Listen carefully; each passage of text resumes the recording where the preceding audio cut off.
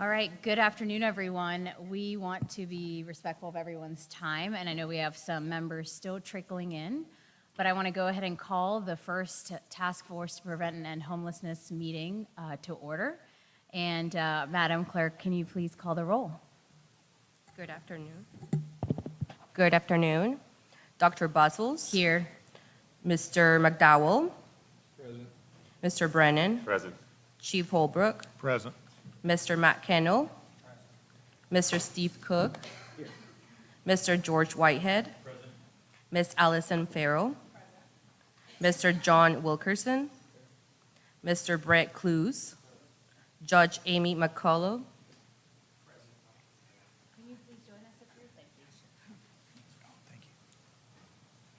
Mr. Gene Burns. Tracy Dobbins. Kylie Sutton. Can you join us, please? And Antonio Flores. Please join us.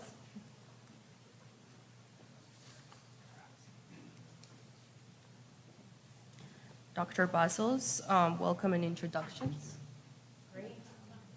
As we are working on the seating situation, I think that that's really a testament to how diverse this group of advocates and service providers and neighborhood leaders and business owners are. And it also speaks to the complexities of working with and supporting those who are experiencing homelessness in our city. So as we are getting underway, we are very excited to have all of these different voices at the table to help us in developing solutions. As a public health researcher and someone who has committed my career to ensuring that we find the root causes of problems, my goal is over the next 6 months that we do exactly that. Today will really be a day for us to set the foundation, to understand the state of homelessness, as well as provide you all with an overview of why this task force has been brought together. And then we'll hear from some of our city staff on the ways in which we have invested in homelessness services, other initiatives regarding mental health, public safety, to help us really understand and get a preliminary picture of what homelessness looks like in Columbia, South Carolina. Then the most important part of the meeting will really be for all of us to have a discussion. So we're going to have an opportunity for us to break out into smaller groups. Although we won't have public comment today, if you are willing and able to participate with your perspective, we ask that you join our breakouts and share your ideas on how we move forward to address this complex issue. And we will end with sharing some of the key themes and takeaways that came out of those discussions, and my colleagues here will help us in closing out and really getting ready for the next couple of meetings over, again, the next 6 months. So with that, I would like to briefly have everybody here just introduce themselves and make sure that you include your affiliation to help the public understand who we are and why we have come together today. So I'll start over here with George. Good afternoon, everyone. My name is George Whitehead, and I'm with the Department of Probation, Parole, and Pardon Services, affectionately known as Triple P, and I'm so glad to be here this afternoon. Hello, my name is John Wilkinson. I'm serving as the president of the Elmwood Park Neighborhood Association and also representing the Coalition of Downtown Neighborhoods. I'm Antonio Flores. I'm the market manager for Walmart in the Columbia area. So I'm happy to be here. Happy to join. Steve Cook. I'm the president of the Five Points Association and I also own Saluta's Restaurant in Five Points. Skip Holbrook. I have the privilege of being the police chief here in Columbia. Good afternoon, Will Brennan, District 3 representative. Ed McDowell, District 2 representative. My name is Matthew Brock. I'm Associate Probate Judge here in Richland County, sitting here for my good boss, Judge Amy McCullough. Thank you. I'm Allison Farrell. I'm the Executive Director of Columbia Area Mental Health Center. We serve and provide mental health services to over 6,000 residents each year in Richland County. I'm Brett Cluse. I'm a psychology professor at the University of South Carolina, and I do research on homelessness. Thank you. I'm Matt Kennel. I'm the president of the City Center Partnership, and we manage and promote the Main Street District in Columbia.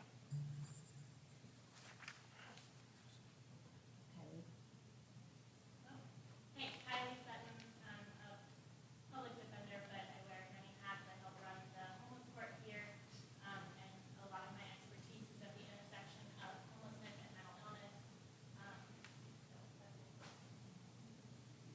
Tracy Dobbins, I'm the executive director of Inspire Change. We do research with individuals.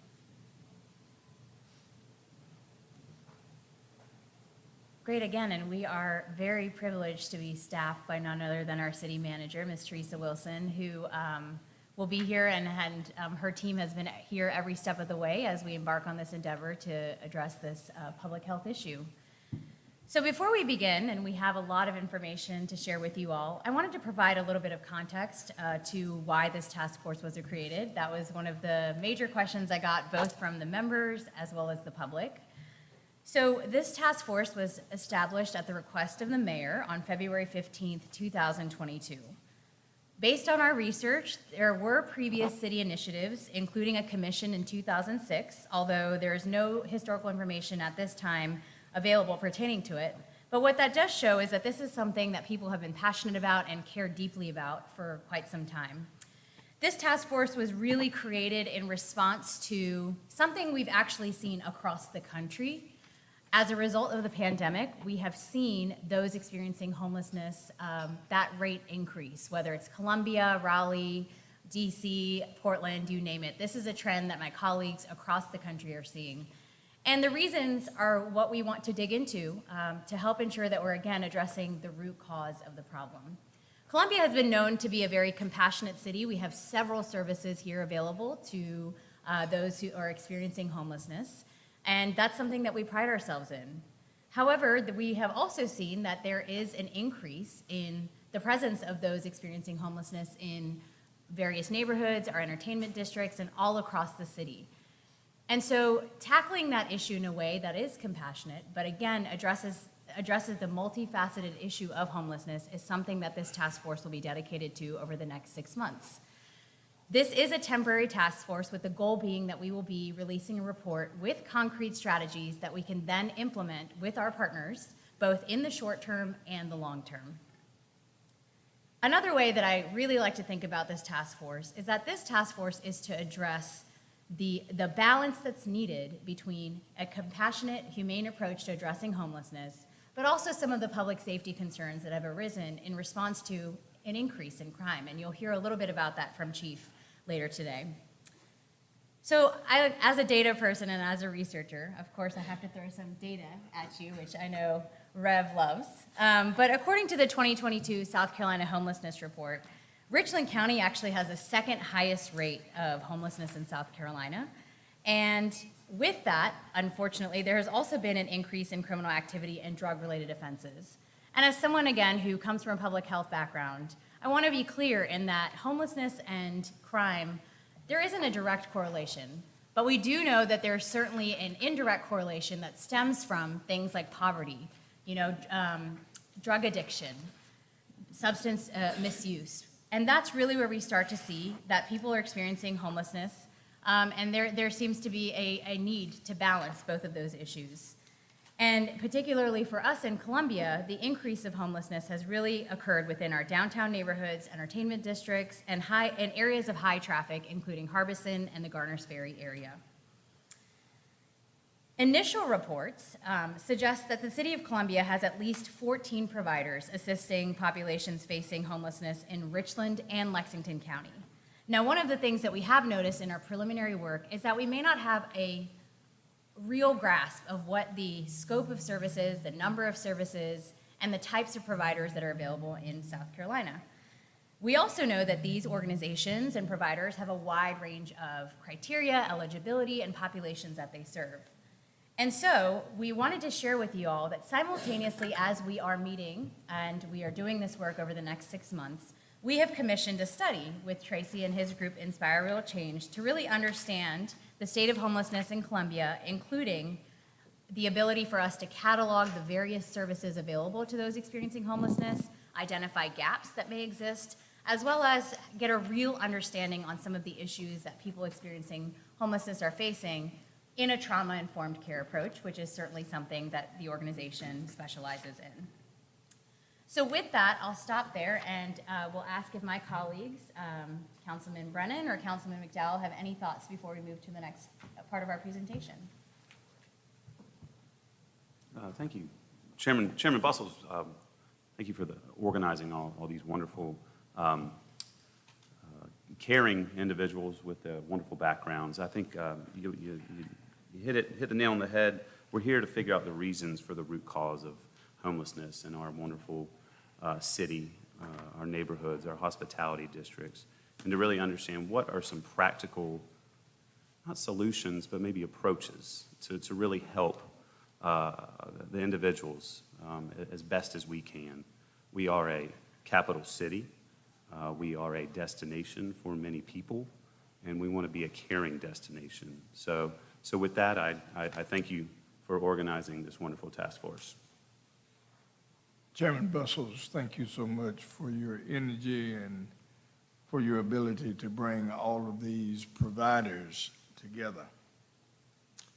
I think it's interesting to note, while we have all of our providers here, there is, and I think Dr. Bustles she's heard this from me before. Is it about the data or is it about human lives? Is it about human lives? Can we together take the data and turn it into actual resources that's going to get at the very, not prevention, because the homeless are all going to be with us forever. I think I've heard and read that somewhere before, that the homeless will always be with us. How do we take what we're doing here today, which I think is a very practical, doable approach to not just talking about the data, but what about the lives? How do we take that and turn it into a critical balance that's not going to solve the problem, but at least gives us resolutional kinds of things that will help our brothers and sisters in a triage kind of way. Thank you so much. Thank you very much. So members of the committee, we'll now move into a series of brief presentations. There's going to be an opportunity for you all to ask questions at that time. Please feel free to unmute after our staff and our speakers have given their presentation to share your thoughts or feedback or ask any questions. If we do not have the answer for you today, I promise we will get that to you in the next couple of days. I know this is a very passionate group of individuals that want to see change, and so that is my promise to you. Oftentimes, people look to the city to make an immediate change through a policy initiative. And so I'd like to invite our city attorney, Ms. Teresa Knox, up to provide us a little bit of history on what policy efforts have looked like in the city of Columbia around the prevention of homelessness. Teresa, I'll pass it over to you. So from our ordinances, we're not so focused on the prevention of homelessness, but the 4 ordinances that I'll talk about today are ordinances that most cities have, and I'm going to tell you how we got there. And it's the ordinance on begging, prohibited acts in city facilities, unlawful urination and defecation, and urban camping. Every major city is going to have an ordinance of that type. Now, over the years, I guess I've been here 8 years, everyone's always wanting us to look at these ordinances or toughen these ordinances up. And I'm going to tell you why the ordinances that we have meet squarely within the law now and why we have to be careful. So our federal courts and the U.S. Supreme Court have looked at these issues because they deal with constitutional rights. They deal mainly with the 8th Amendment right and the First Amendment right. And whether you realize it or not, the Eighth Amendment right deals with cruel and unusual punishment. Courts have held that fining or arresting the homeless for sleeping outdoors amounts to an Eighth Amendment violation. Now, there are caveats to that. There's safety issues, there's time and place issues, but the main thing you look at, if they don't have another place to go, then it's an Eighth Amendment violation. Our version of another place to go may not be a legally recognized another place to go. If it's church-related and they're not church-related, it's not a valid place to go. If it's not a place that is open pretty much 24/7, it's not another place to go. So, but our ordinances, the way they're written and the way we put we fall squarely. The other amendments, the First Amendment, has to do with asking for food. It's recognized as a First Amendment right to speech to do that. There's caveats with that. You can't be aggressive begging. You might be a time, space, safety, maybe after dusk or dark, you can't do it. But we have to be careful. You can't create buffer zones. Cities have tried to create buffer zones and said, well, you just can't do it in this downtown area. No, that won't hold up. And so you have to look at all that. What we have on the books now, we're constitutionally okay. What we're asking the community to do is we look at things, if you do look at these things, is to work with our office to make sure that we stay that way. And so our office is going to be available to this committee as much as you need us to work us through. And just let us know if you have any questions. Any questions from members of the task force? A quick question on, I guess, the panhandling part of it. You said asking for food protected under the First Amendment. Asking for money, other things like that, I mean, it's all the same bucket. It's all the same. It's all the same.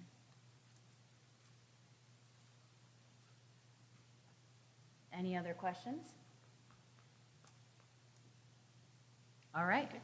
Thank you, Ms. Knox. So in addition to, and prior to this first task force, to give you all a little bit of more context, there's been several conversations that have already begun.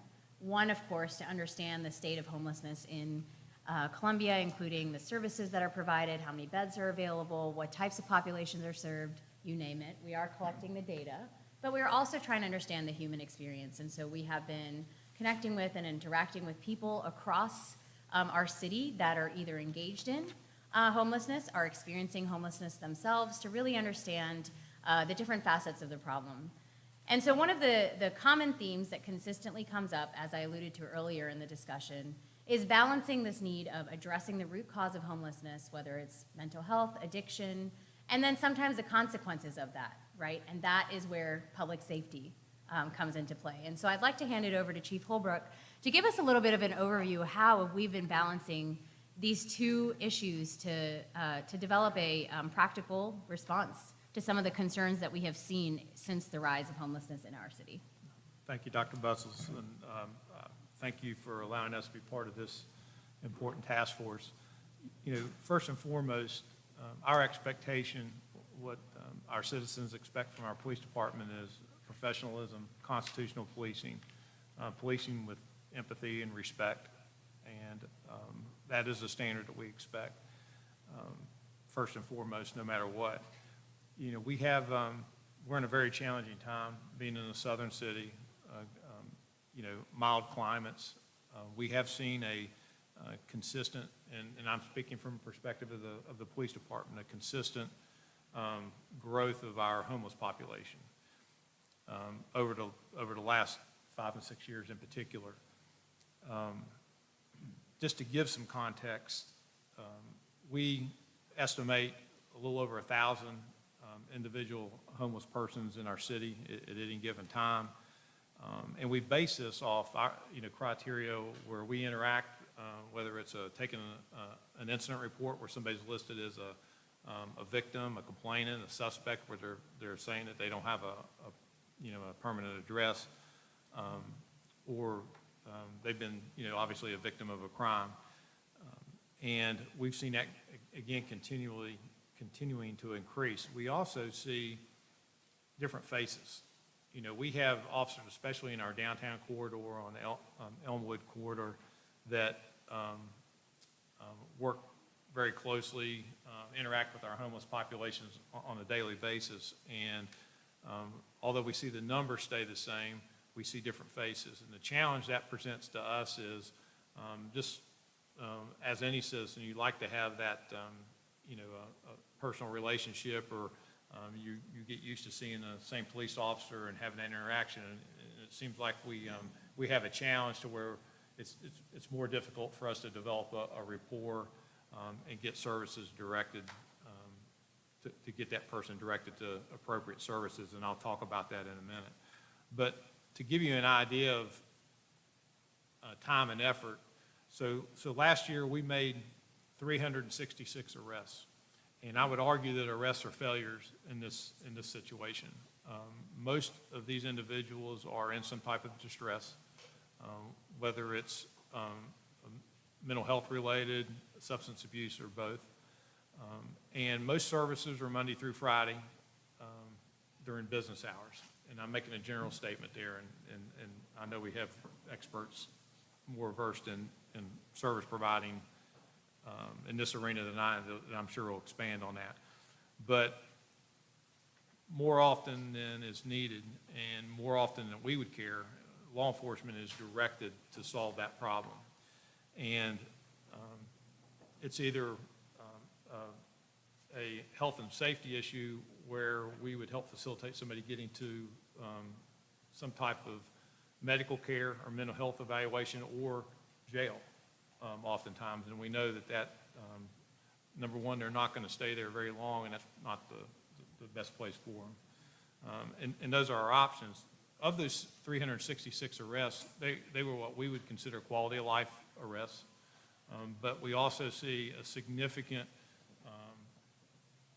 amount of crime on what we would call the homeless population victimizing one another.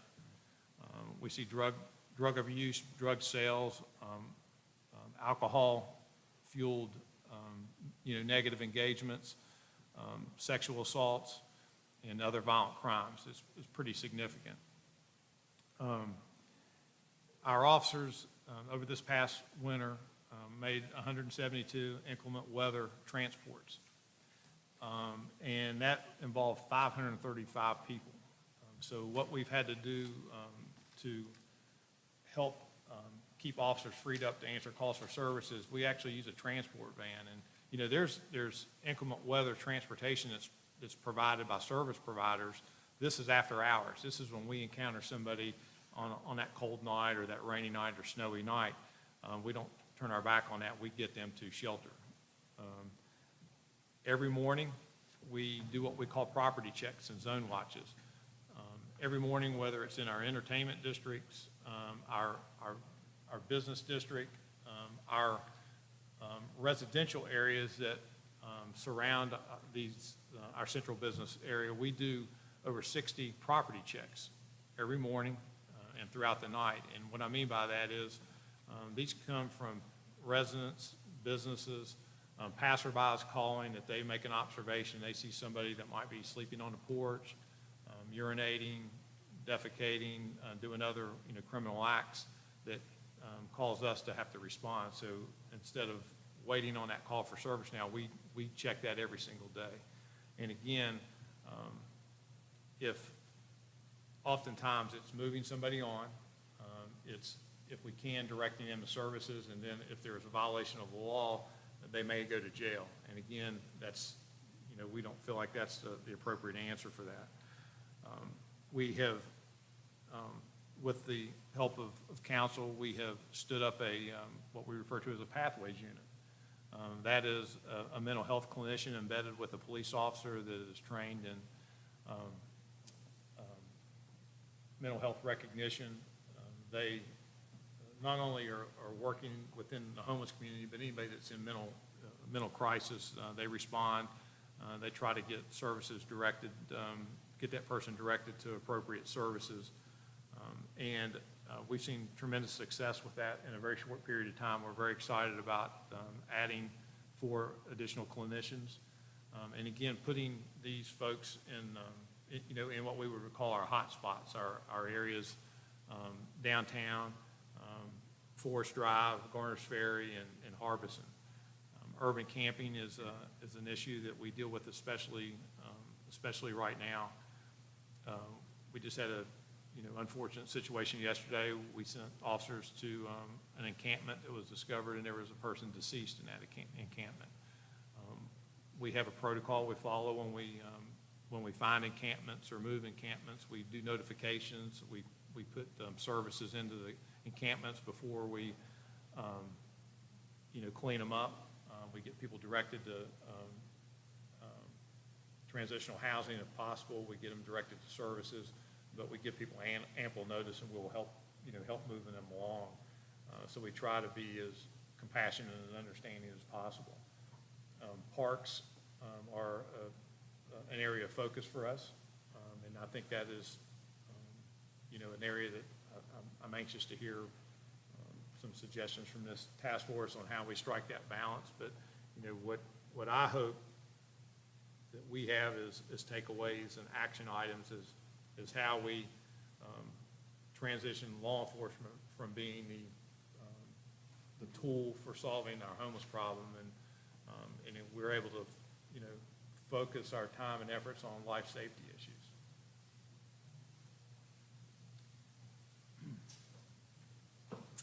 So I want to open that up to discussion a little bit. I think with most of the folks on this task force, this is a common theme that I've heard around wanting to address mental health and that component, wanting to address some of the drug addiction that comes sometimes with mental health.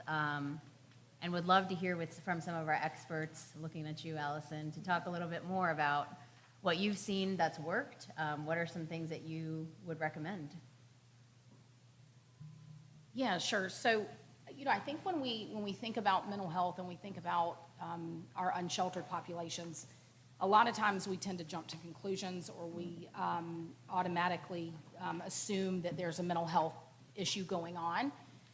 Which is why I think it's so important for us to put these clinicians on the streets. It's important to embed them with law enforcement, like we're doing with Chief Holbrook, for us to really be able to not wait on them at the clinic. I talked earlier about the number, over 6,000 residents in Richland County that we serve. Those are people that primarily come to us. Those are not people that we're sending an RV out to in mass numbers. We send the RV out and we might touch 20 people in a day. We might send clinicians out with law enforcement and touch 30 people in a day. So I think we really have to look at where our resources best applied. What can we do to partner in ways that we know are effective? The pathway units clearly has demonstrated effectiveness. I've seen that myself at the clinic when they've come to help us out there, and then their reports from the street. So I think we have to keep that in mind and move forward.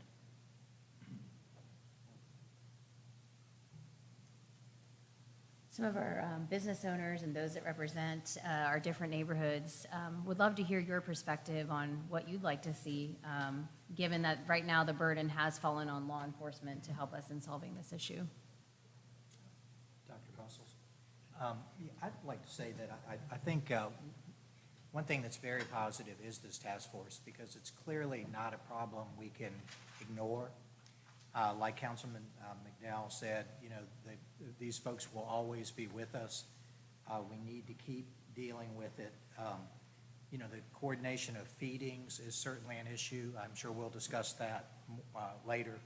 And not just the feedings, but the cleanup after the feedings, which has a major impact on our business districts.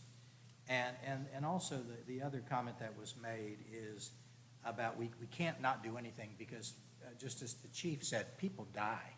I mean, in the 20 years that I've been here, I think every year in the Main Street District, we lose a couple of people that simply die on the streets in Columbia. And that's just not something I think we can tolerate as a community. So I think the main thing is not to ignore it. And the last thing I'd like to say is the parks and open space that's been mentioned is increasingly important. As more and more people live in the area, our business districts are becoming residential districts. In the Main Street District alone, in the next 18 months, we're going to double the residential population. So, it's hard to separate business districts from residential districts, because they're moving toward being the same, just higher density residential. And so I think the issues in neighborhoods are the issues in our business districts and vice versa. So I think, with those things in mind, I think we can have some positive results and just compliment you for doing this. I'll mention something that you spoke about, which is essentially the Columbia Police Department having to act as a triage for the homeless. And, our sort of dealing with any kind of problems or issues we have in our neighborhood, our instructions to our merchants is call CPD. And everybody knows that that's not a great use of resources, but that's the only option we're given. We've had an incident where this gentleman a couple of years ago, or about a year ago now, Eddie, everybody knew him. Everybody knew that this man was dying on the street. Yet every morning he walked over to Starbucks and was given, he had more cups of coffee than anybody in this room's ever had, and was able to eat every day. But every night he wandered over to the park and slept in, unhumane conditions. And what I kept trying to reiterate is it's not compassionate to allow people to live in that circumstance. And I just think it's unfortunate that right now the only resource we have as business owners, business districts, is to tie up CPD with something that you don't have really good solutions for. And unfortunately, that's what we're having to tell people. Call 911, and that's not what 911 should be for, I think. I know there is a challenge with our parks, and I want to address this to you, Chief Holbrook. Because people care, there are a lot of organizations that feed them in the park, and they bring clothes, and they want to. And what would you say to a lot of these nonprofits that are continuing because their hearts are, for this population, but sometimes it's a challenge because they're getting their food, they're getting their clothes, they can time everything that's coming there, but there's no coordination of services from these nonprofits. Is that a challenge or barrier for you? Are you directing that to me? Everyone, anyone. Resounding yes.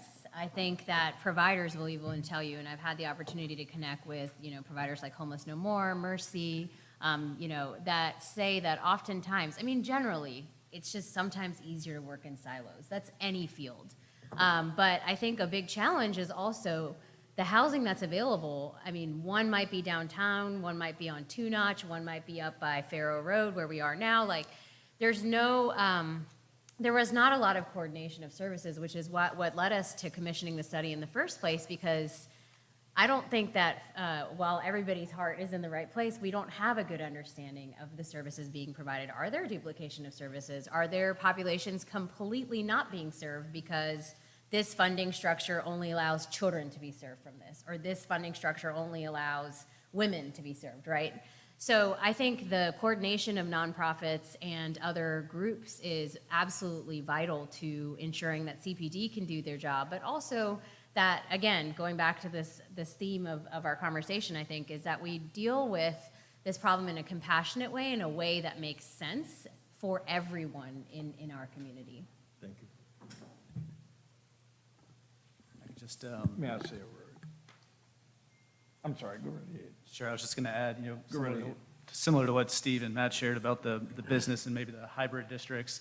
In our residential neighborhoods, we often hear from neighbors who see someone, who appears to be experiencing homelessness or, something of concern, and there's often a reluctance to call 911.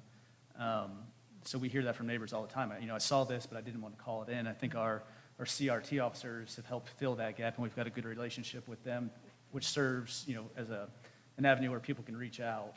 But it seems that if there was some, perhaps number that people could call that wasn't 911, wasn't the, police non-emergency number, to say, hey, there's somebody here that needs help. They could reach out that way. That might help with some of the things we're seeing in the neighborhood.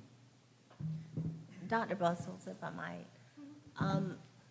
One of the things that I would hope the task force touches upon, and I think Missy Kaufman's going to share some of the things the city has done in the past, but to these specific questions right here, who do I call?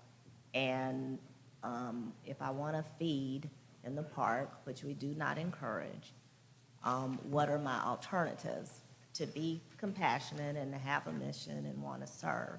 So when I get those calls as far as the where do I feed, because there are multiple places that are providing those resources, I refer people to the United Way of the Midlands, who is the city's designated homeless services coordinator on record right now.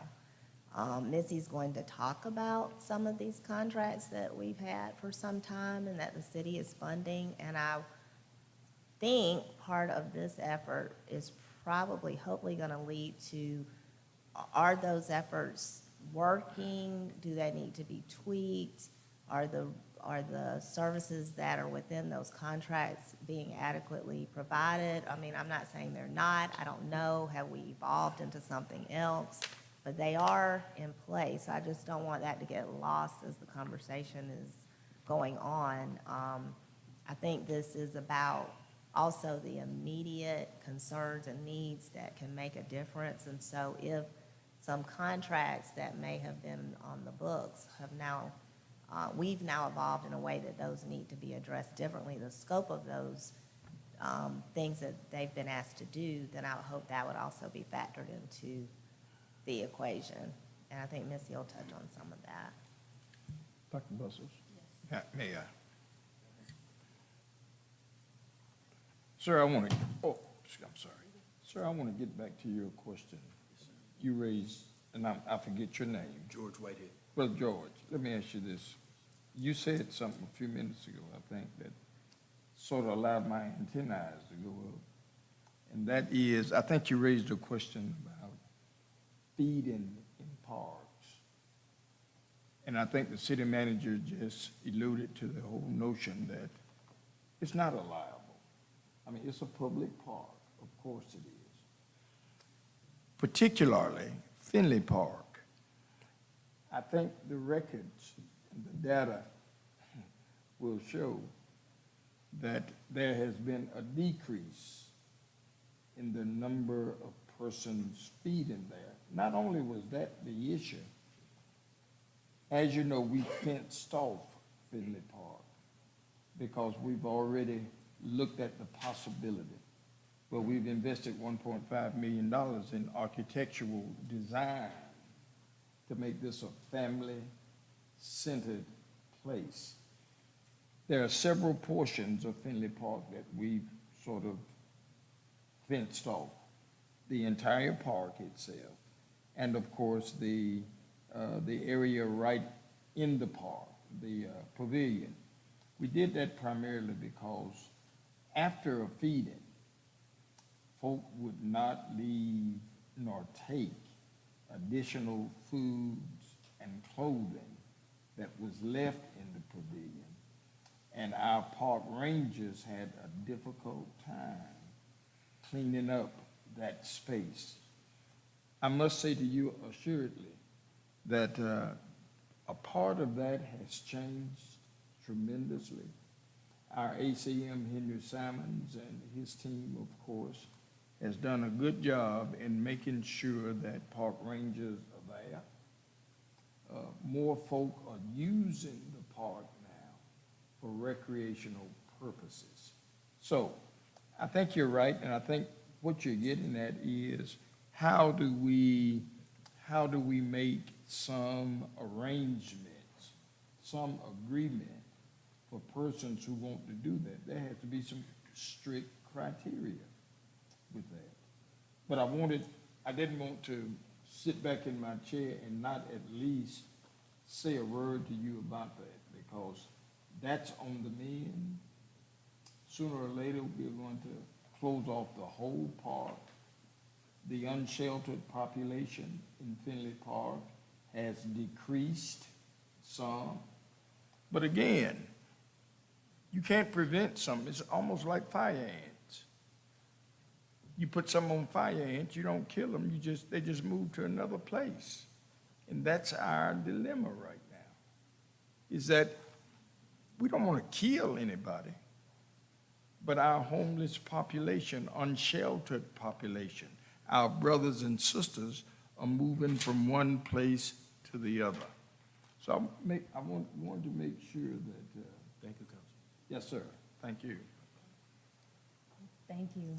Any other comments, Allison? Yeah, I just want to make one other comment. I was thinking about the communication piece down there, that, equally as important for citizens to be able to communicate back to us as a task force as to what suggestions there might be, or to communicate to law enforcement what the needs are. I think it's equally as important for us to look at how are we communicating to the citizens that we're talking about tonight? How are we communicating to that crowd? What resources are available, and how are we connecting you to those versus just calling 911? I think there's a missing piece there, and I think there's opportunity. It's not necessarily, and we'll figure this out as we go along, are there resources missing, but also is there a communication piece that they can receive and then do something with, so that it's not just an automatic call to law enforcement? Just a quick question. There have been some generalizations that have been made in terms of like an increase in crime or, specifically with the folks who might be experiencing homelessness. Is there some kind of report or data that would be available as to those numbers? Or is that just kind of an overall sense of what the community is facing right now? Well, I'd say it's more than a sense. 366 arrests would indicate to me that there is a nefarious activity afoot, with persons that are not identified as having a permanent address. I'm sorry, for clarification, those are folks who have identified as unsheltered or in general 366? Those 366 people that would not identify as having a permanent address. And are those reports, I'm sorry, is that, and I'm just asking for my own clarification, is that sense tied specifically to drug and violent-related offenses, or is it just the sheer number of arrests? That would be, really the gamut. Quality of life, it could be something as simple as open container, urination, public urination, obstructing traffic. It could be sexual assault, physical assault, weapons offenses. And I guess the reason that I'm asking for this clarification, and I think it goes back to the point earlier where we really, as a task force and as a community, need to be balancing this concept of data and humanity when we make statements as a group about certain types of offenses being tied to this community, or even using terminology like these people or the homeless, and we're not being intentional about the language that we're using when we're presenting to the public or when we're making these discussions. It's really easy to leave out that level of humanity. And I think that when we're talking about generalizations and talking about nonprofit partners and service provider partners and talking about the issues with feedings and access and community collaboration, I'm not a stranger to any of these issues, and it is something that I, in my work and in my community partnership work, are trying to consistently improve. But I can say in my experience that increasing hurdles and making access, or even making very strict, hard to follow rules as a prerequisite or a requirement for services and for engagement does not make it easier. And I think that in my experience in working with populations experiencing homelessness and experiencing mental health crises and experiencing addiction issues, and then also the service provider community, it's not a willpower issue. We have a number of people who are here and ready to do the work, this task force being an example, but also our community and neighbors of people experiencing homelessness. The willpower is there, but I spent months before trying to get an ID, trying to get a social security card, trying to get a driver's license, trying to track down a high school diploma so that someone can get a job, getting someone approved for a voucher, but not having all three of those documents at the same time, having someone who's engaging in two different services, but those two services have one piece missing that prevents that doesn't put the whole piece of the puzzle together. And so it just seems like it's like if we focus on the humanity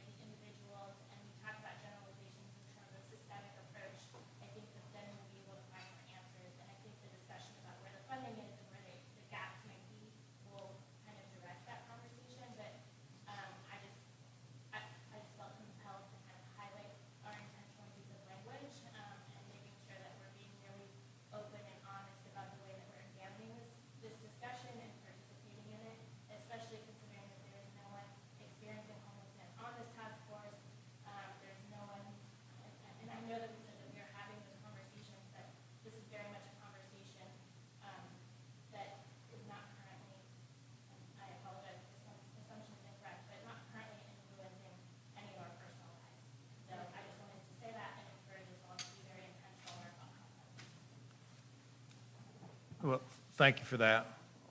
We had a lot of eye contact, so I thought a lot of that might be directed at me. No, I get it. And so, you know, I don't know, you know, if any of my characterizations were disrespectful. I'll look to maybe learn how to better communicate that. You know, your response is very consistent with the response that would be directed towards law enforcement. This is exactly why we don't need to be in this business. You know, we're asked to solve a very difficult problem, and you know, I am very data-driven. You know, I don't, the numbers that I provided are real, but I would also say they represent a small percent of the issue. You know, and a lot of the folks that would fall into that small percent are also the ones that intersect with you in your, you know, in the business that you're in. Really, it's everybody else where I think we have an opportunity to, you know, change a life. You know, some of our frequent flyers have been, you know, I think there is absolutely the path forward with that population is, you know, mental health services. But, you know, we are thrust in the middle of all this, whether it's, but it all centers around, you know, violations of the law. And, you know, we should just be, that should just be a very small, you know, segment of the discussion. But I suspect we will come back to the police department and what we're doing or not doing throughout these meetings. And, you know, I just, you know, what I say, a lot of, it seems like all society's ills get, you know, redirected back to us. And oftentimes with, you know, people are just fired up at law enforcement for what we do or don't do. And, you know, we're human too, and I just think it's important that, that's why I started out by saying our expectation and the standard that we hold ourselves to is professionalism, constitutional policing, compassion, and empathy, and it does all come back to that. But again, when we're put on the front line to figure the problem out in that moment in time, you know, it's complicated. Can I ask you to use a mic? There are people on Zoom that are listening, and they can't hear you when you're speaking, so we can. Oh, man. Are you sure?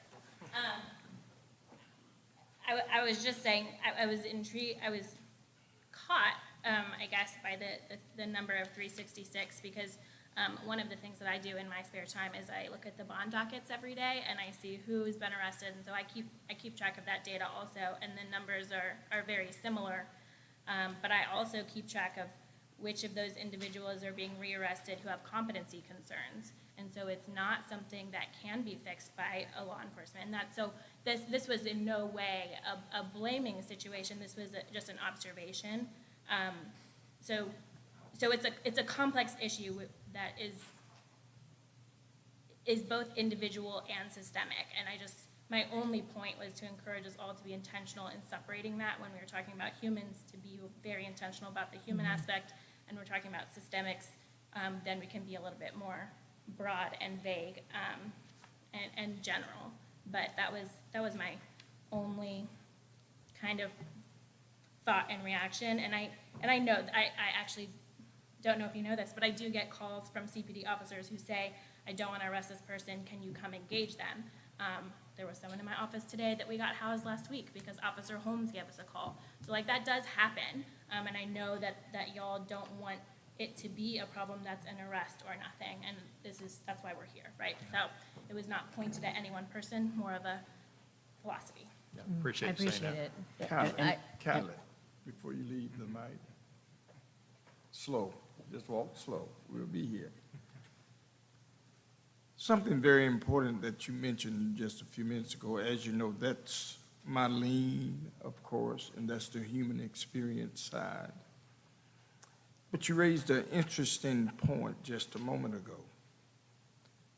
Are they called homeless folk? Are they called unsheltered? Or do you call them brothers and sisters who happen to be in a position where they're up against the wall? I think clarity and understanding of where we are in terms of this, I don't want to say crisis, this situation. Believe it or not, all of us are just a step from being in a crisis. And it's just not in my vocabulary right now, and I use it sometimes, but it's brothers and sisters who are in crisis. And I think in order to do something that is treatable and resolutional, something that is going to affect, now I know what Chief, that's what Chief does. Chief, he does that. But as for me and my house, we are brothers and sisters. And I think that holistic approach has to be crisis. So I appreciate you raising that. I noted that you use that terminology, and I'll share that the judges love it when I call my clients humans, because defendant or inmate or incarcerated person, I don't like that terminology because we are all humans at the end of the day, so I agree. Thank you. Thank you very much. Steve? I would just throw in, I think everybody here is here for a reason, and we care about this issue, and we are, here for a compassionate reason. I don't understand the obsession with language. If I'm a driver, when I get in my car and drive home, I'm a driver, and so I'm not experiencing driving. I understand it's certainly, you don't want to label folks in a derogatory way, but homelessness is not a virus. It's not going to strike me on the way home. It is usually a series of steps, some beyond the people's control, which is something that obviously we want to address. But I just don't understand kind of the obsession with, using the terminology experiencing versus homeless. And maybe that's part of my ignorance if that's the case. But again, I think it's distracting from the primary issue, which is address how to alleviate some of the concerns or problems that those human beings are having, for sure. But I don't know that it's really super helpful to fight back and forth about what we call the individuals that everybody's trying to help, if that makes sense. So, and I think that my colleagues and I on council will agree that this very real, I think, tension is what we hear all the time, where we have constituents come to us and say, this person stole money from our giving plate as we were worshiping at our church, or this person came and harassed my family member. This person is having a mental health crisis. Do something about it. And then, when we want to have some of these discussions, it gets hard, right? It's a hard conversation. People are at different journeys in terms of understanding the complexities of the issue, in removing their biases when talking about the issue. And so know that these are very real things that we have talked about and we are committed to attempting to address. And I think that this task force is certainly the first step towards a multitude of activities that will need to happen. But at the end of the day, what we consistently hear, right, our seats are the public's. And something we've consistently heard across districts and across the city is that this is an issue that constituents across Columbia have raised with us. And oftentimes, they are not talking about the 80 or 90%, and that is a made-up statistic, of folks that are already engaged in some way in services. They're often talking about those that may be resistant for whatever reason, because there's lots of reasons why. Or there are those that the system just hasn't done a good job of serving. And so that's really what I'd like for us to continue to keep in mind as we continue our discussions. So I think this is a nice segue into moving into the commitment the city has made in the past and has continued to make around addressing homelessness. And I'd invite Ms. E. Kaufman to give us an overview of that, and we will continue our discussions. Good afternoon, and thank you very much. I appreciate the opportunity and time to be here today. If we could advance the slides, I don't know if I have the slide. There we go. I know that's some pretty small font up there, so hopefully folks can see this. Thank you, Dr. Bustles. As is mentioned, what we're talking about today are some of the funding commitments that the city has made specifically, both from our general fund dollars as well as from, we'll touch on a little bit about the funding that we receive from HUD through our CDBG dollars. The city's, I'm sorry. For the public, HUD is Housing and Urban Development, and Yes. CDBG is Community Block Development Grant. These are federal funds. Right, I was going to mention that, but yes, thank you very much. So the city's general fund, of course, is our general budget. And what's provided up here, the city typically has, we have contracts for four different homeless services contracts. And the contracts vary with three different providers or three different services. And one with United Way, which is for the operation of the city's inclement weather center. The inclement weather center has been funded this way since 2014 and has been open in the current manner since 2014. We have had various iterations of that service over the years, leading up to when the city first started opening the shelter on a regular basis. Prior to the city operating the shelter, it was a completely voluntary-led service that was provided when certain weather conditions were met. That is true today. It is operated now under certain weather conditions from November 1st through March the 31st.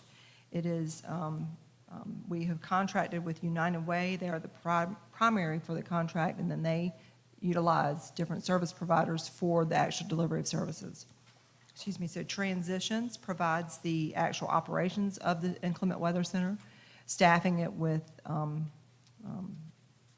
the staff at the shelter. The shelter is located near the city's water plant on Laurel Street. And it's operated, there's two different facilities, one facility for men and one facility for women. Transportation is provided to the shelter. There's also meals provided at night and in the morning for the guest.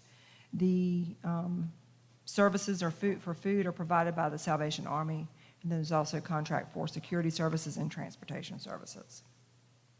That's by far the largest part of the city's funding.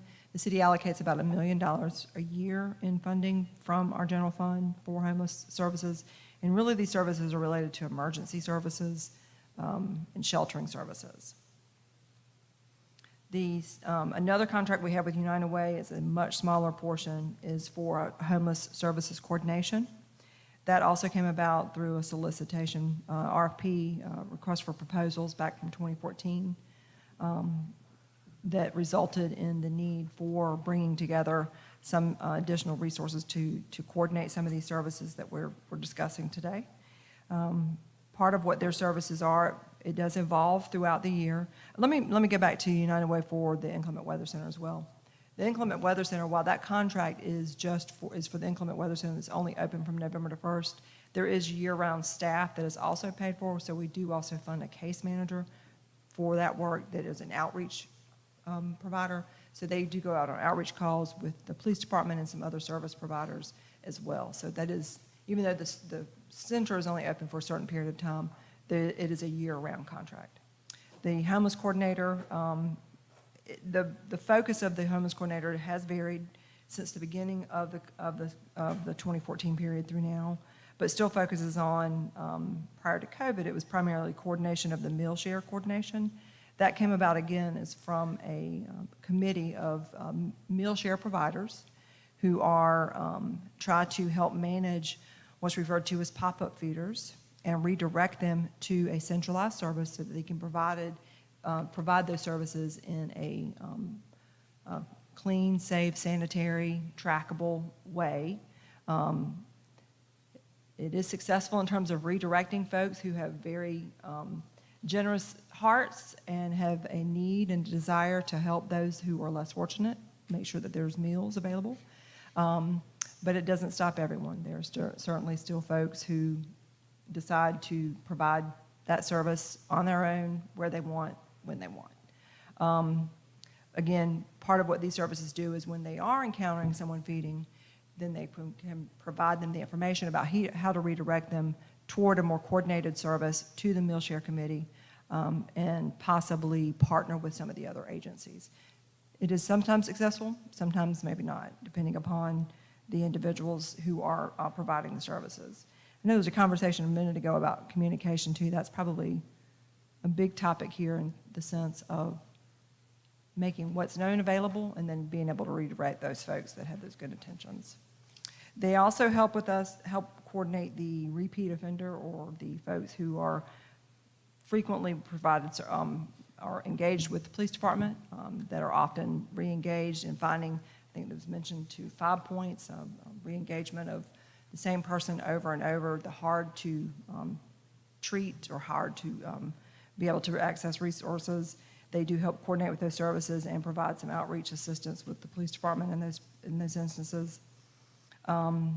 And they also help, this funding also helps go towards the HMIS, which is the Homeless Management Information System. That's a nationwide management system. United Way is the single point of contact for, I know the Midlands, maybe the state of South Carolina, and so that helps to support that reporting as well, which obviously contributes as well to the point-in-time count that's done every January across the country. The next contract that we provide is with USC Supportive Housing, and that is support of the Housing First model. That's a national model for chronically homeless persons in supportive housing. It's a national model. Our contract specifically funds the supportive services of that contract. The Housing Authority actually provides for the housing component of that program. So our services are, of course, the city's funding is a partial funding of that service. And finally, we support the Midlands Housing Alliance which is transitions, and that came about many years ago from City Council when transitions was open. It's primarily pays for the security services provided at transitions. Any questions about the city's general fund allocations? Okay. All right, the next slide. The homeless services from HUD, which is, Dr. Bustles has mentioned, is the U.S. Housing and Urban Development allocations from the Community Development Block Grant, which is an entitlement grant that the city receives along with several other cities across the country, across the state and across the country, to address a number of specific areas of interest to HUD. And with our Community Development Block Grant in the current fiscal year, Homeless No More is in receipt of $40,000. Homeless No More operates both Family Shelter, St. Lawrence Place, Oak Place, and Myrtle. So they provide end-to-end homeless services for families from emergency shelter all the way through transitional and permanent housing.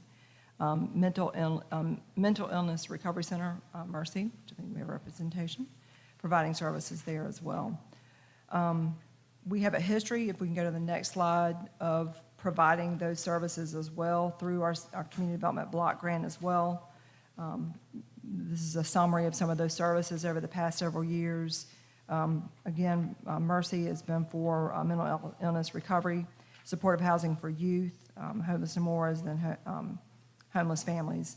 Again, the funding here is more of the housing of families and youth programs and that are experiencing homelessness, maybe not necessarily the emergency shelter type that we're talking about maybe now.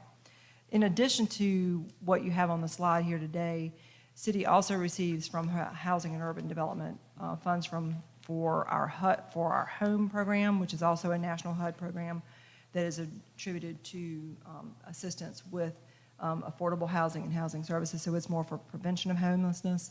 And then also our housing HOPWA, which is housing of persons with AIDS. It is also utilized for helping to prevent homelessness as well for a specific, obviously, population. So. Thank you. You're welcome. So one thing I would like to note is that recently City Council did allocate some of our HUD American Rescue Plan dollars towards non-congregate housing, as that was recognized as a need from our homeless service providers, that there is not enough non-congregate housing in the city. And so we are looking forward to continuing to work with them and make this investment to help continue to provide housing for those experiencing homelessness. And I think it's important to highlight that, again, this is just one piece of the puzzle, right? Housing, access to opportunities, access to healthy food. There are a lot of different channels that go into addressing homelessness, and it is very helpful to see that we have continued to invest. And one of the gaps that I've seen that Missy alluded to is that sometimes the services provided only can help a specific population. And perhaps that is keeping us from being able to work with those that may be resistant to services or may not be eligible for services. And perhaps that's where some of the continued challenges with working with those experiencing homelessness may also be arising. So that's just an observation there. But I want to open it up and see if anybody has any questions or any comments. I also would be remiss if not to acknowledge that we have a homeless expert, someone that I looked up to when pursuing my PhD here at the table, and would love to hear from Dr. Kloos as well about some of his thoughts. That sounds like an invitation I can't refuse, I guess. I've been in Columbia since 2003, and there have been a number of initiatives the city has taken in leadership at different times. So the last speaker talked about 2014 task force that worked. There was a commission in 2006. There was a blueprint to end homelessness. And I very much appreciate the interest in thinking broadly about what we can do to reduce the number of people who are homeless, to prevent individuals from having homelessness. I think it is an issue that we'll have for a long time, but prevention focus considers other options, thinking about housing. And what I've noted in looking at research around the country is that communities that are coordinated have better outcomes. And so the interests, the efforts of the police department, the public defender, and finding out the public defender's office, you actually partnered with and prevented an episode of homelessness, or you ended someone's homelessness. There's information about what's happening here in Columbia that we only know part of. So if this task force can make that more available and have information available for neighbors and neighborhood associations to share, for business owners. We have been primarily talking about unsheltered homeless, people that find themselves in that situation, and their needs are different than others. And there was a community advocate that taught me a long time ago that homelessness is the most cruel game of musical chairs you can imagine. That the affordability of a housing issue will guarantee that someone will become homeless. And rents are going up. We see it, I saw it in the state paper earlier this week about rents going up. That means more people will be homeless. More people will be at risk of being homeless. The musical chairs part of it is who becomes homeless. That's people that have some disadvantage and can't get to the chair fast enough. It's a mental health problem or a substance abuse problem, but it might be domestic violence. It might be, a fire in an apartment complex. Those that we see more often and think are homeless tend to have some disabilities making it more visible. They stand out. But they may only be about 10 or 15% of the population of people who are homeless in the community. And those numbers are fairly robust in many communities that I've seen. So I think if we can be more coordinated, if we can find a balance in doing that, we'll be more compassionate. We'll balance with public safety and human dignity. And there are some research studies that suggest it's more expensive to be on the street and be using public defender system or police or whatnot, about $38,000 compared to $30,000 in New York City. There's similar data in Philadelphia, and I think Charlotte actually with their Housing First program in Charlotte. I did note that the city's funding is of $1 million roughly, has been generous. It sounds like the need has increased. And so to hear about the Recovery Act funding addressing that, but I hope that we will be able to think about this as a 6-month commitment, but not end at that point, that the coordination effort needs to continue. And that was a big part of the commission, as I understand, in 2006, that the vision of the commission that did not continue after 2006. Absolutely, Dr. Kloos. I think this is something that we will continue to have a commitment. But the reality is that we need both short-term and long-term solutions, and those short-term solutions are hard to figure out, and that's why we're all here together to hopefully be able to identify some of them. And so if it means that after releasing some of our short-term strategies, that this is something that we would like to continue, I'm very open to that. I think the mayor would be as well.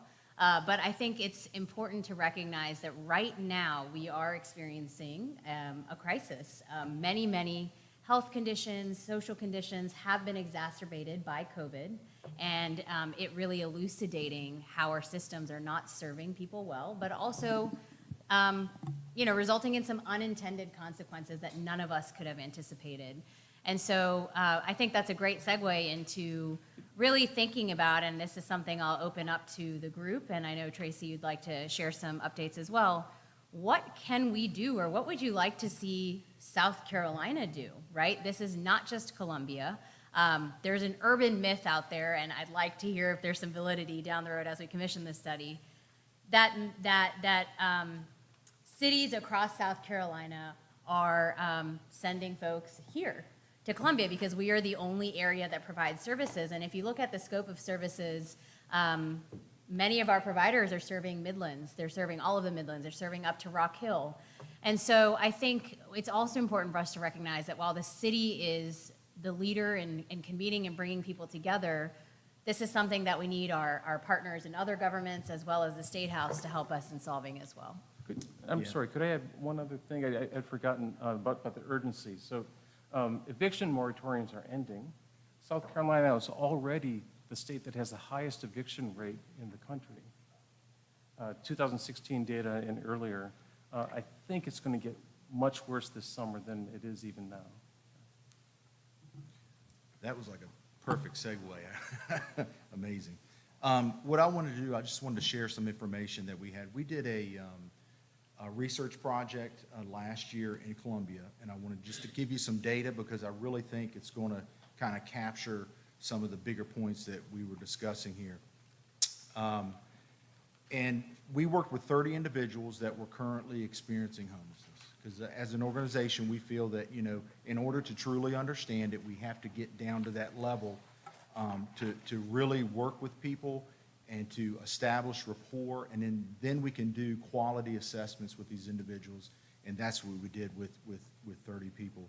So I just want to give you some of the data. We had 29 of the 30 participants of our research project identified some form of healthcare issue, concern, whether it's physical, behavioral health, or addiction. We rolled addiction within the health side of it. So we had 97% of the individuals we worked with had those identified needs. 22 of the 29 participants identified emotional trauma-related concerns, which equates to 76% of the participants. So both of those numbers are really, really high, and we really found that there was a lot of needs that were currently not being addressed. When we started the actual project itself, we were really focusing on recidivism, because working with this population in Columbia since 2015-ish, I saw how people would enter into programs or housing programs, but then 6, 7, 8 months later, they wound back up on the streets. I just couldn't wrap my brain around it. So that's why we started with focusing on the recidivism piece, but we quickly just kind of like opened it up to, hey, this is a bigger thing that we need to explore. When we talk about, somebody mentioned cost and shelters. We did across our 28 individuals, we had 2 individuals that never stayed in the shelter. Of the 28 that stayed, they averaged 173 nights per person. And then when you look at the cost, so we averaged that it was $5,017 per participant for shelter costs. So when you add that up, that's pretty extensive. We had some other data related to, why did you go into a shelter, and then why did you choose to leave? But more so, I wanted to focus on the needs part of it, because when we looked at the actual percentage of individuals who left the shelter as an unsuccessful outcome. We realized that the majority of those exited by choice, which was 71% said that their needs weren't being met. So we thought about, okay, you have a bed, you have resources, you have services, but when it came down to it, they felt that their needs weren't being addressed. So when we take that and we look at it from a big picture perspective, we think about housing, we think about services and whatnot, but when you drill down to the core of it, it comes down to individuals' needs. We think about housing and all these other things, but when we look at it from a needs perspective, you think about how that drives everything afterwards. You know, so we've got individuals with behavioral health issues, physical issues, addiction issues, and we look at their needs, and we get down and step back and look at the needs, and how do you identify those needs? Chief, you talked about it when you interact with individuals that are out there.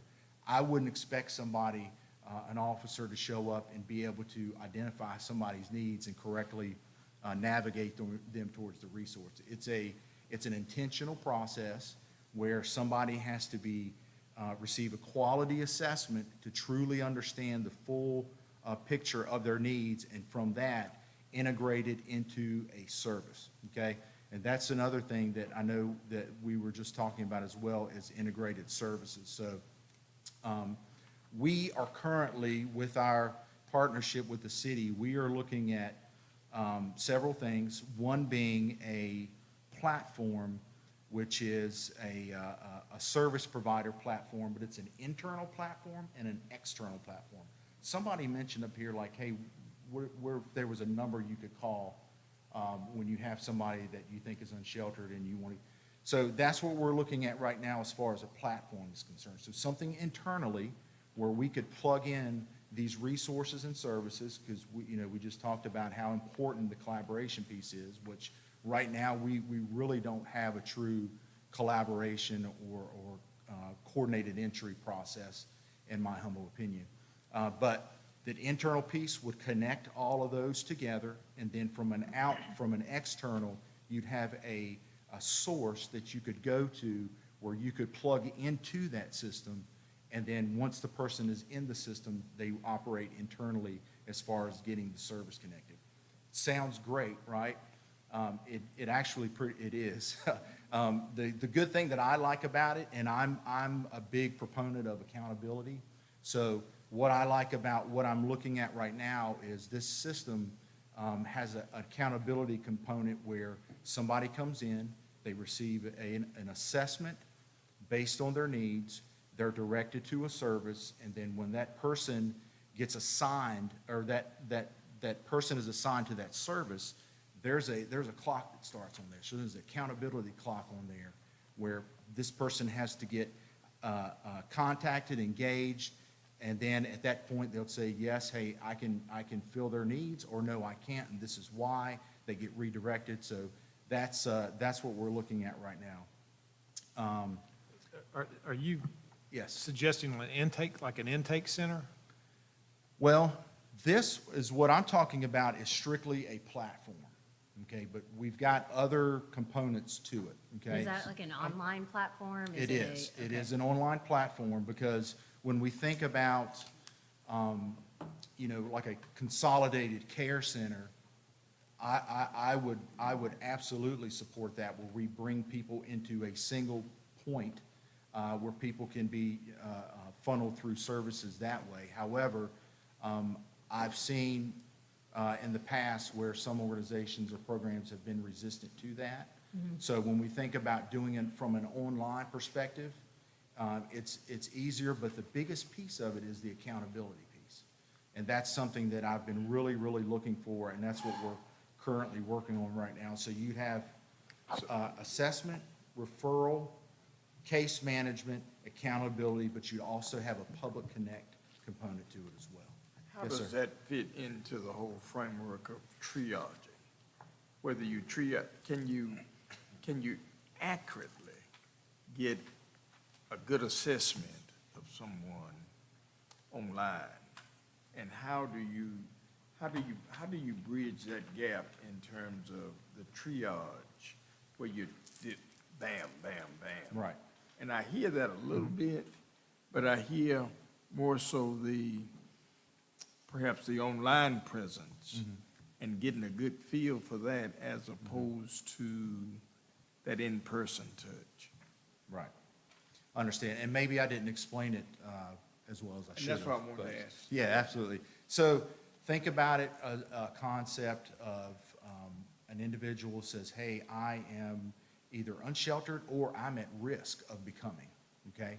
From an external perspective, they could go to, they could make a phone call, or they could go to a website, and they fill out some information, and then that would be funneled to a service provider that would schedule an appointment with that person, and then they would conduct an in-person assessment with that person. So that would be the intake process. So that's when the triage begins. Correct. Okay, I'm Correct. clear now. Sorry, I didn't explain it as All right. Well, I well as appreciate should. the overview, and we'll have Tracy back to give us a more in-depth overview as he continues his study.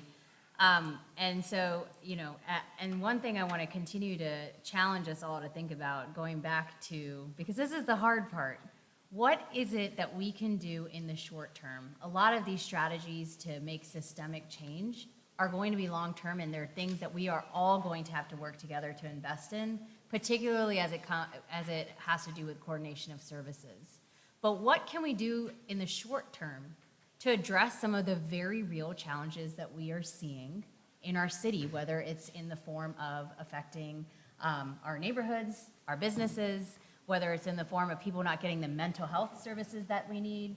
And we've talked about some of them today, but I will be someone that will continue to push our committee to think in terms of what we can do in the short term in addition to the long term, because it's something that we've consistently heard from our constituents that we need to address. So I want to be able to get us out of here before 6. So I will open it up if there's any other last minute comments before I hand it over to my colleagues to make some final observations. Could I ask one other question? So the Midlands Area Consortium for the Homeless has to coordinate with service provider groups to get any HUD funding. And part of the MACH, M-A-C-H, I believe they have a screening process too. They use a vulnerability index. Were you describing something that's separate from that? So my understanding is the MACH does very good work, but it's only people that are participating in that. You're thinking about creating a resource that's maybe parallel to that, but for other people that aren't participating in the MACH. So the difference is, they use what's called the Usc app, which is, it gets demographic information, basic kind of needs information, and then that produces a score, and then that's how they are built onto a housing list, or based on what program they would be referred to. What I'm talking about is like a biopsychosocial type of assessment, which is a full, all-around assessment. Great, thank you. And just to repeat that for the public, what Tracy said was that, for those listening on Zoom, is that he's talking about a biopsychosocial assessment that would allow a holistic approach to understanding people's needs. Any other comments? I just want to make a comment real quick. Excuse me. One of the biggest problems that we find ourselves dealing with in the probate court, especially when we're talking about mental health and getting people to the services that they need, there, as has been shown today, there's plenty of resources out there. Even with the online platform, I think that's great. And Ms. Farrell can attest to this. But most of the time, what I am finding in my courtroom is people aren't able to make that first appointment, which is the catalyst to them being seen, being put in the system, being followed through with a case manager, and being able to have those resources given to them, directed to them. So I'm asking, is there any way that we can dedicate, and the biggest thing I always hear in my courtroom is, I don't have transportation. And so, and it turns out that if they are able to get over to, let's say, Columbia area or Laredac or any of the many resources that we have for them, they can then find resources to maybe get a bus pass or something like that in order to make those trips more successful. But it's always that first trip. And so I know you guys will get them there in a crisis situation, but are you telling me that if for that first trip they needed to call CPD? I'm telling you, we bring somebody to you in crisis, Mm-hmm. and we're gonna keep them from going right back on the street and, creating the same issue, that we will take them where you need to take them to get them off the street and get the services they need. All right, I understand that in a crisis situation. But what about a non-crisis situation? This is a person that could be, like you said, on the cusp of homelessness or on the cusp of having a breakdown, and they're living with their parents or something like that, and their parents are working. They don't have a way to get there. They're not gonna call the police to take them. And I think that's really where our partners that are working with people experiencing homelessness every day have to really step up and help us, right? The city, again, can't be doing everything, but we certainly need to do our part.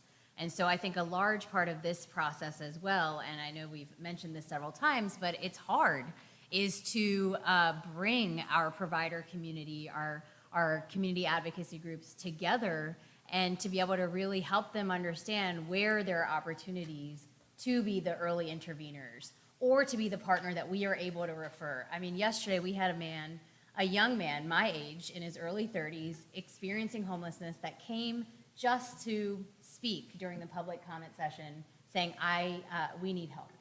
And so I had the opportunity to talk with him after city council, and he just simply he didn't even know Mercy or Laredac or you name it. He didn't even know they existed, and he had been homeless for 6 months. And so some of those things are as simple as going back to, I think, what Ms. Farrell talked about is, are we communicating in a way that is even effective? Are we assuming that people have internet access? I mean, he had a phone, and he said most people that in his shelter had access to a phone. That's a great thing. Perhaps we use that in order for us to then leverage existing services and ensure people get the services that we need. So I appreciate that comment. And Steve, I think you'll be our last comment. Yeah, just a quick question, really. The homeless service contracts that are in the general fund for the city, it appears pretty consistent year to year. Is there any analysis year to year on how effective those organizations are using those city funds? Or is it almost looks like a line item? Is there ever any kind of analysis of how effective those organizations are? I think that's what I was, suggesting earlier, that perhaps through the task force as well, being that you all are mentioning some of the things that, from where I sit, I would think that the providers need to be addressing. They're a line item at this point.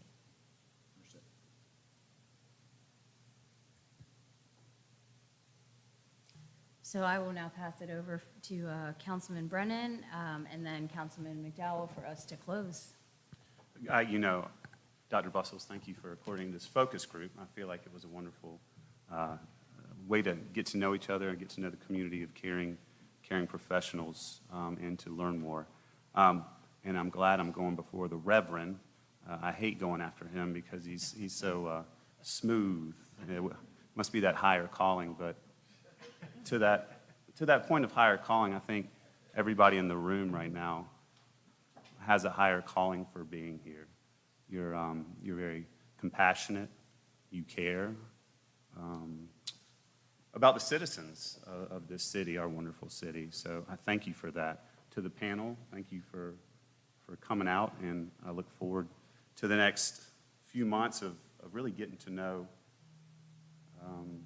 more about everything that you do, your knowledge. You need to help us understand the gaps in service, not just here in Columbia, but in the Midlands and in the state. I'm a big believer that the state has a big role to play in the ultimate solution for all this. So I look forward to, the Public Defender's Office and Probate Court. Please share with us what are some of the gaps that we, as a voice, City of Columbia, can bring forward to the county, to the state? We have a pretty strong voice under this Columbia flag, and if we all get together and coordinate our voice, we can get things done. So I look forward to it. Thanks for being here, everybody.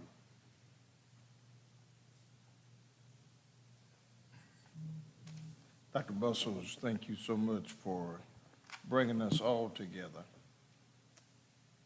in a common room to talk about a serious issue within the confines of our city. Not only in our city, but in this nation of ours. One of the things that I thought about more so than anything as I sat and listened, we cannot play, or let's not play, the blaming game on anybody. This is not CPD's sole responsibility. As I listened today, this is a collaborative effort. Nothing is going to get done until the village embraces this whole issue of our brothers and sisters being in places and in situations when it becomes dangerous, when it becomes uninviting. There needs to be, as we think through this, as I leaned over to my colleague, I simply said to her, and of course, we were on the same sheet of paper, this is just the beginning steps of what needs to take place these next 6 months. We cannot say CPD is not doing their part, mental health is not doing their part, Civic Center is not doing their part, 5 Points is not doing their part. This has to be an effort that hopefully and prayerfully will sort of fill in the gaps. We've got a gap in services. We've got brothers and sisters who are confined, and it's almost like being painted in a corner. And when they are painted in a corner, things happen. And I don't want us to, please don't get the impression that CPD, because we have got counselors on board at CPD, but that's not the cure-all. All of us, every community has to play a part in the healing and the redirection of where we're going in as we look at this critical issue within the confines of our city. I think we need to meet next week. I am very appreciative of those who very honestly and very genuinely spoke of your concerns, what you do for us, what the city does. We could very well say, let's do it, let's do some more if we can. But I think honest and genuine conversation has to ensue itself. And when we ensue ourselves into that kind of conversation, we are able to embrace the whole issue of this critical crisis within our community. Dr. Bustles, thank you very much. Thank you for being who you are. Thank you for bringing us together to not only talk about it, because we can talk about it all day until action starts. That's when brothers and sisters are taken off of take off the chains that bind them, and they are able to see pleasant horizon of affordable housing, of creative care, and for triage assessments that get at the very heart. Thank you all so much. You know I'm a retired preacher. Usually, after all of this, I'd ask you to take up an offering, but I won't do that. He will not do that today. Thank you all. Thank you, Dr. Brussels. Absolutely. So in closing, a couple of final updates I'd like to share with you. So we know that this work, again, is complex, and so I recently joined the Affordable Housing Task Force that Chairwoman Herbert is overseeing. And so we hope that by both of these committees working simultaneously, we're able to build some holistic solutions to address the problem. I'd also like to share that you all will be receiving, if you have not already, our future homeless task force meetings. And with those meetings, we'll also be having a meeting specifically with providers that have been funded by the city. So those are providers like Homeless No More, Mercy, and a lot of the organizations are not coming to me off the top of my head, but we will have also dedicated time to hear from them about some of the work that they do and what they believe is the solution for us to move forward to address this issue. Thank you all for your time. I think next time we may go until 6 as the work continues, but for today, I appreciate you all being open and honest and look forward to continuing our conversations and work together.